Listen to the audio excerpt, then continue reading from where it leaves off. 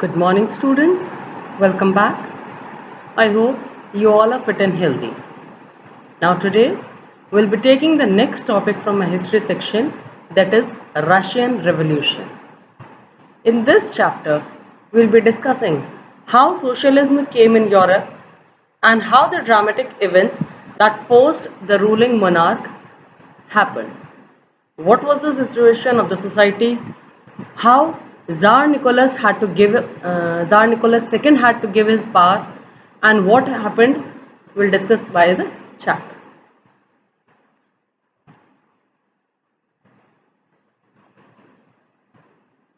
Socialism in Europe and the Russian Revolution. Europe के अंदर समाजवाद और रशिया का आंदोलन. This is a chapter. Now we'll study it in detail. The age of social change. सामाजिक बदलाव का युग. In the previous chapter, you read about the powerful ideas of freedom and equality that circulated in Europe after the French Revolution. France में जो revolution हुआ था, उसके बाद में यूरोप में भी उस तरह की काफ़ी सारी घटनाएं घटनी शुरू हो चुकी थी. The French Revolution opened up the possibility of creating a dramatic change in the way in which society was structured. France वाले रेवोल्यूशन की वजह से जो समाज की स्थिति थी या जिस तरह से समाज की संरचना हुई थी उसमें काफ़ी सारा बदलाव आने लगा. As you have read, before the 18th century, society was broadly divided into estates and orders, and it was the aristocracy and the church which controlled economic and social powers. पहले 18th century में समाज estates में बटा हुआ था और वहाँ पर राजा का राज चलता था और जो चर्चेस थे वो भी समाज के काफ़ी सारे हिस्सों पर कंट्रोल करते थे. Suddenly, after the revolution, it seemed possible to change this. France में आए हुए रेवोल्यूशन की वजह से वहाँ पर काफ़ी सारे बदलाव हुए और उन्हीं सारे बदलावों को देखकर देश के दूसरे हिस्सों में भी बदलाव आना शुरू हुए और ऐसा ही यूरोप में भी हुआ. In many parts of the world, including Europe and Asia, new ideas about individual rights and who controlled social power began to be discussed. संसार के दूसरे हिस्से यूरोप, एशिया के अंदर इस बात पर डिस्कशन होने शुरू हुए कि समाज की संरचना कैसी होनी चाहिए, समाज पर किसका कंट्रोल होना चाहिए और आगे समाज के हित के लिए क्या काम किए जाने चाहिए. In India, Raja Ram Mohan Roy and Derario talked of the significance of the French Revolution and many other debated the ideas of post-revolutionary Europe. ऐसी ही काफ़ी सारी घटनाएं भारत के अंदर भी हुई और काफ़ी सारी बातों पर भारत में भी डिस्कशंस हुए. The development in the colonies in turn reshaped these ideas of societal change. जो कॉलोनीज के अंदर इस तरह की भावनाएं जागृत हो रही थी उनकी वजह से समाज का प्रारूप या समाज का जो स्वरूप था उसमें बदलाव आना शुरू. Not everyone in Europe, however, wanted a complete transformation of society. Responses varied from those who accepted that some change was necessary but wished for a gradual shift to those who wanted to restructure society radically. अब जो ये Europe के अंदर बदलाव आना था, हर एक Europe के नागरिक ने इस बदलाव को समान रूप से एक्सेप्ट नहीं किया. कुछ लोगों ने कहा कि बदलाव एकदम से आ जाना चाहिए और कुछ ने कहा कि बदलाव होना चाहिए लेकिन धीरे धीरे. Some were conservatives, others were liberals or radicals. What did these terms really mean in the content of the time? What separated these strands of politics and what linked them together? We must remember that these terms do not mean the same thing in all contexts or all times. जो समाज में liberals, radicals और conservatives हुए उन्होंने क्या किया किस तरह से उन्होंने बदलाव लाने की प्रक्रिया को अपनाया, या क्या उनकी इच्छाएं थी, क्या उनकी भावनाएं थी, इनके बारे में हम अगले टॉपिक के अंदर डिस्कस करेंगे।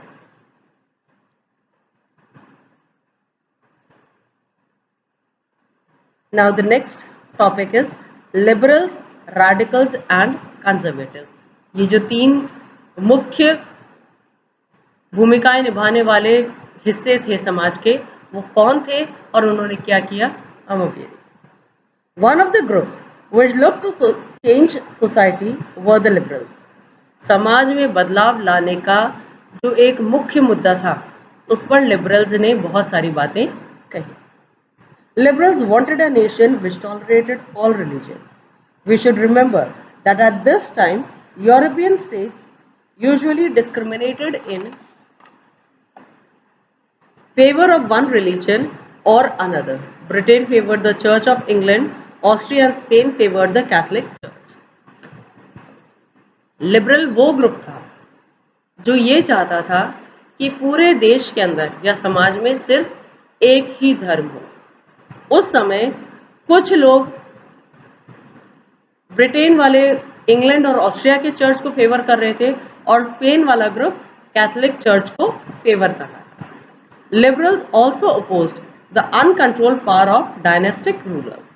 लिबरल्स जो राजाओं का राज चल रहा था उसके विरोध में भी they wanted to safeguard the rights of individuals against government. जो अधिकार थे उन अधिकारों की रक्षा भी वो करना चाहते।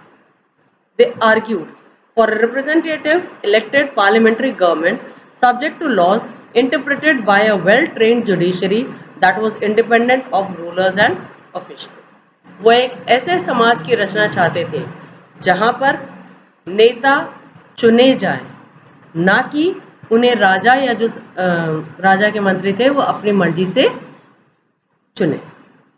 However, they were not Democrats.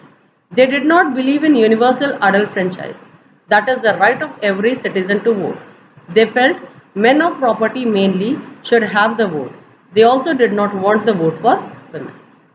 अब एक तरफ तो वो ये चाह रहे थे कि समाज के बहुत सारे नए प्रतिनिधि उभरे, लेकिन वो यूनिवर्सल अडल्ट फ्रेंचाइज मतलब हर एक नागरिक को वोट डालने का अधिकार प्राप्त हो, इसके भी फेवर में नहीं थे।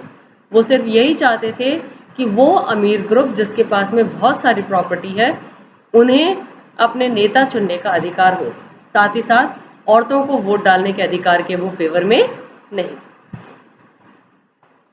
In contrast, radicals wanted a nation in which government was based on the majority of a country's population. दूसरी तरफ radicals एक ऐसा सरकार का समूह चाहते थे जिसके अंदर देश की जो मैक्सिमम पॉपुलेशन हो उसके व्यक्ति उसको गवर्न करें। Many supported women suffragette movements. Unlike liberals, they oppose the privileges of great landowners and wealthy factory owners. बहुत सारे लोग औरतों को भी वोट डालने का अधिकार देना चाहते थे। साथ ही साथ जिस तरह से लिबरल्स ने कहा था कि प्रॉपर्टी वाले वोट डालेंगे या प्रॉपर्टी वालों को अधिकार प्राप्त होना चाहिए, ये रेडिकल्स उसके भी विरोध में। They were not against the existence of private property, but disliked concentration of property in the hands of few. Private property के विरोध में नहीं थे, लेकिन प्रॉपर्टी कुछ ही लोगों के हाथ में हो ये उसका विरोध कर रहे थे। Conservatives were opposed to radicals and liberals. Conservatives radicals और जो लिबरल्स थे उनके विरोध में थे। After the French revolution, however, even conservatives had opened their minds to the need for change. Earlier in the 18th century, conservatives had been generally opposed to the idea of change. By the 19th century, they accepted that some change was inevitable but believed that the past had to be respected and change had to be brought about through a slow process. शुरू में तो ये बदलाव के विरोधी थे, लेकिन धीरे धीरे कंजर्वेटिव्स भी ये मानने लग गए कि समाज के अंदर बदलाव लाना ज़रूरी है, परंतु वो ये भी मानते थे कि जो समाज का पास्ट है उस पास्ट को ध्यान में रखते हुए फ्यूचर के लिए समाज के अंदर जितने भी चेंजेस लाए जाएं वो धीमी गति पर लाए जाने चाहिए ताकि समाज का अहित ना हो। Such differing ideas about societal change clashed during the social and political turmoil that followed the French Revolution. The various attempts at revolution and national transformation in the 19th century helped define both the limits and potential of these political tendencies. इन अलग अलग विचारों की वजह से जो भावनाएं थी वो अलग अलग उठी और आंदोलन अलग अलग तरह से आंदोलन ने रूप लिया। Now the next thing is industrial society and social change. औद्योगिक समाज किस तरह का था और जो सामाजिक संरचना थी उसमें क्या बदलाव आए या क्या हुआ यह अब हम इसमें देखेंगे। These political trends were signs of new time. It was a time of profound social and economic changes. It was a time when new cities came up and new industrialized regions developed, railways expanded and the industrial revolution occurred. जो ये राजनीतिक गतिविधियां हो रही थी वो नए बदलाव का प्रतीक था। वो ये बता रहा था कि समाज की नई संरचना होने वाली और इस बदलाव की वजह से काफ़ी सारे समाज के अंदर बदलाव भी आए, नए औद्योगिक इलाके डेवलप हुए, उसकी वजह से नए समाज की संरचना हुई, रेलवेज का विस्तार हुआ और जो औद्योगिक क्रांति थी उसकी एक तरह से शुरुआत हो गई।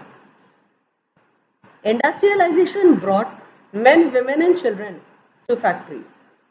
Work hours were often long and wages were poor. इस औद्योगिकरण की वजह से नर, नारी और बच्चे सभी उद्योगों की तरफ बढ़ने लगे और साथ ही साथ में समाज के अंदर ऐसी स्थिति उत्पन्न हो गई कि काम करने का समय तो बढ़ गया लेकिन जो तनख्वाह थी वो बहुत कम हो गई। Unemployment was common particularly during times of low demand for industrial development. बेरोजगारी फैल गई, साथ ही साथ जो इंडस्ट्रियल गुड्स थे या औद्योगिक उत्पाद थे उनकी डिमांड भी कम होने लगी, मांग घट गई। Housing and sanitation were problems since towns were growing rapidly. Liberals and radicals searched for solution to these issues. अब क्योंकि समाज में बहुत सारे नए लोग इन उद्योगों में काम करने के लिए आ रहे थे तो उनके लिए घरों की समस्याएं बढ़ने लगी और साथ ही साथ में साफ सफाई की समस्याएं भी बढ़ने लगी जिनके लिए लिबरल्स और रेडिकल्स ने बहुत कार्य किए। Almost all industries were property of individuals. Liberals and radicals themselves were often property owners and employers. जो उद्योग थे वो पूंजीवादी लोगों के थे और लिबरल्स और रेडिकल्स खुद प्रॉपर्टी और लैंड ओनर्स के फेवर में थे। Having made their wealth through trade or industrial ventures, they felt that such efforts should be encouraged, that its benefits would be achieved if the workforce in the economy was healthy and citizens were educated. वो ये भी मानते थे कि पैसा बहुत ज़रूरी है लेकिन यदि जो नागरिक हैं वो थोड़े बहुत पढ़े लिखे हों और हेल्दी हों, स्वस्थ हों तो समाज की रूपरेखा बदल जाएगी और साथ ही साथ जो ये अमीरों के उद्योग हैं इनमें काफ़ी सारा मुनाफा भी होगा। Opposed to the privileges the old aristocracy had by birth, they firmly believed in the value of individual effort, labor and land enterprises. जो पारंपरिक एक संरचना चल रही थी कि अमीर का बेटा ही अमीर होगा और उसी के पास में सारे पावर होंगे, इन्होंने उसका विरोध करना शुरू किया। If freedom of individuals was ensured, if the poor could labor and those with capital could operate without restraint, they believed that societies would develop. वो ये मानने लगे कि हर एक नागरिक को थोड़ी सी आज़ादी प्राप्त हो, हर एक व्यक्ति के पास में रोजगार हो और हर अमीर गरीबों के भले के बारे में सोचना शुरू कर दे तो समाज का रूप बदल सकता है. Many working men and women who wanted changes in the world rallied around liberal and radical groups or parties in the early 19th century.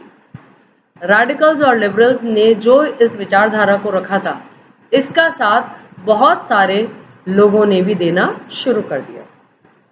Some nationalists, liberals and radicals wanted revolutions to put an end to the kind of government established in Europe in 1815. बहुत सारे जने ये भी मानने लग गए कि जो सरकार का रूप है 1815 तक यूरोप के अंदर उसे पूरी तरह से खत्म करके नया प्रारूप दे दिया जाए. In France, Italy, Germany and Russia